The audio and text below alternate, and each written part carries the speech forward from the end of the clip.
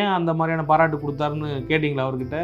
Gopinath sir sir வந்து என்கிட்ட ஒரு 20 to 25 மினிட் கான்வர்சேஷன் நடந்துச்சு சார். அப்போ சார் வந்து எல்லாமே என்கிட்ட பேசினாங்க.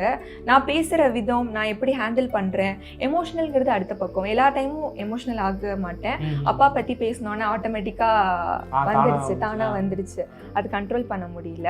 அப்போ அவர் என்கிட்ட பேசின அந்த 20 மினிட்ல சார் என்னை பற்றி ஃபுல்லாகவே தெரிஞ்சுக்கிட்டாங்க. இந்த பொண்ணு இதுக்காக தான் உழைக்குது, இந்த பொண்ணு அப்பா, அதாவது டேட் லிட்டில் பிரின்சஸ்லாம் நிறைய பேர் இருப்பாங்க. அந்த லிட்டில் பிரின்சஸ் டேட் இல்லைன்னா எவ்வளோ சஃபர் பண்ணுறாங்க அப்படிங்கிறதும் ஃபீல் பண்ண முடிஞ்சிது சார். நிறைய குழந்தைங்க அப்படி தான், நிறைய பேர் வந்து பாசம் வச்சிடுறாங்க. இப்போது எல்லா அப்பாவும் குழந்தைய பாசம் வைக்கிறது நேச்சுரல் தான். ஆனால் அளவுக்கு அதிகமாக பாசம் வச்சா அது டக்குன்னு ஒரு நாள் அவங்க நம்ம விட்டு போயிட்டாங்கன்னா அது அந்த குழந்தைங்களுக்கு ஏற்றுக்கிறது ரொம்ப சிரமமாக இருக்கும் சார். அதனால குழந்தைங்களுக்கு வந்து இருக்கிறப்போவே எல்லாமே கற்றுக் கொடுங்க. எல்லா அப்பாவுக்கும் நான் என்ன சொல்லுவேன்னா, செல்லமாக குழந்தைய வளங்க, அதே நேரம் அந்த குழந்தைக்கு எல்லாமே கற்றுக் கொடுங்க, செயல்படுறதுக்கான கஷ்டத்தையும் கற்றுக் கொடுங்க. அப்பா எப்படின்னா அவர் எல்லா கஷ்டத்தையும் மறைச்சு சந்தோஷத்தை மட்டும்தான் எனக்கு காமிச்சிருக்காரு. இப்போ நான் ஃபீல் பண்ணுறேன், அப்பா இவ்வளோ கஷ்டப்பட்டாரா, அதெல்லாம் அப்பா பார்த்துக்கிட்டனால எனக்கு தெரியல. இப்போ பார்த்துக்கிற போது தெரியுது, இவ்வளோ அப்பா சஃபர் பண்ணிவிட்டு எப்பயுமே முகத்தில் சிரிப்போடு இருப்பார். இப்போ தீபாவளிக்கு பர்ச்சேஸ்க்கு வந்து நம்ம கடைக்கு போனால் கூட எங்களுக்கெலாம் வாங்கி கொடுத்துருவாரு, அப்பா வாங்கிக்க மாட்டாங்க. அப்போது அப்பாவுக்கு எது தெரியுமா சந்தோஷம், நாங்கள் அந்த ட்ரெஸ்ஸை எடுத்துகிட்டு சிரிக்கிறோம்ல, அதுதான் அவருக்கு ட்ரெஸ் எடுத்த மாதிரி. அந்த மாதிரி பார்த்து பார்த்து எல்லாமே எங்களுக்காக செஞ்சு அவருக்கான வாழ்க்கையை அவர் வந்து வாழவே இல்லை சார். ஃபுல்லாகவே எனக்காக தான் வாழ்ந்தார். இப்போ என்னென்னா எனக்குன்னு ஒரு ஆசை இருக்கும். என்னென்னா ஃபஸ்ட்டு கிராஜுவேஷன் கஷ்டப்பட்டு தான், அப்பா வந்து ஃபஸ்ட்டு டெய்லராக தான் இருந்தாங்க. அதுக்கப்புறம் கொஞ்சம் கொஞ்சமாக தான் ரியல் எஸ்டேட்குள்ளே வந்தாங்க. அப்போது வந்து கஷ்டப்பட்டு தான் படிக்க வச்சாங்க. அப்போ வந்து ஃபஸ்ட் கிராஜுவேஷனை அப்பா பார்க்கணும், நான் தான் ஃபஸ்ட் கிராஜுவேட் வீட்டில்.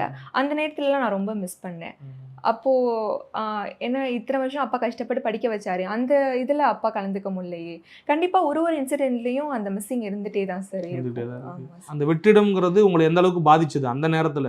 அது ஏற்றுக்கவே முடியல சார். ஃபஸ்ட்டு வந்து எப்படி நம்ம ஃபேஸ் பண்ண போகிறோம், எல்லாத்தையும் எப்படி கற்றுக்க போகிறோம், வீட்டை எப்படி பார்க்க போகிறோம், எப்படி ஏன் படிப்பையும் நான் கண்டினியூ பண்ணணும். அந்த இடத்துல வந்து நான் பார்ட் டைமாகவும் ஒர்க் பண்ணேன் அப்போது.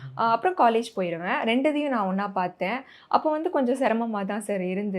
அதை தாண்டி இப்போது இதுதான் ரியாலிட்டி, அப்பா வந்து கடவுளாக இருந்து வழி நடத்திட்டு இருக்காரு, அதையும் நான் ஃபீல் பண்ணுறேன். அதனால என்னால் இப்போ ஓட்டிகிட்டு இருக்க முடியுது. மூத்த பொண்ணுன்னும் பொழுது நம்ம தான் குடும்பத்தை வந்து அடுத்து கடத்திட்டு போகணும் அப்படிங்கிற முடிவுலாம் அப்போவே எடுத்துட்டீங்க தீர்க்கமாக? ஆமாம் சார், கண்டிப்பாக. எனக்கு வந்து அம்மாவை வேலைக்கு அனுப்பவும் இஷ்டம் இல்லை.